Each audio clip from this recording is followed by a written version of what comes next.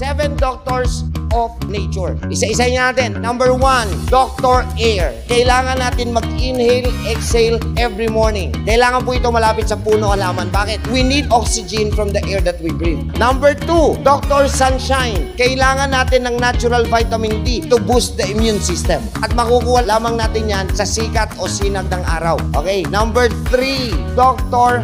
Water. Naliligo yung panlabas ng katawan, dapat naliligo din yung panloob. 8 glasses of water a day. Number 4, Dr. Exercise. Sweating is a detoxification process of the integumentary system. Yung mga toxins ng inyong skin, tissue, ligaments, muscles, and joints, lumalabas lang yan sa pamamagitan ng pawis. Number 5, Dr. Diet. Akala natin pag diet o dieta, pampapayat, maliho. Ang itinuturo natin dito, balanced diet.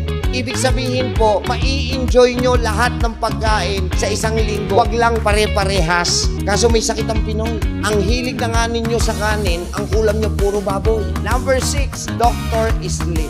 Alam nyo ba na ang katawan natin ay punong-puno ng cells? Pagka tayo ay tulog, the cells are repairing. Pero merong repairing hours lang. Simula alas 10 ng gabi hanggang alas 4 ng madaling araw. Number 7, Dr. Energy. Ano naman yung energy? Positive mindset, positive attitude, positive outlook. Kaya kailangan po good vibes.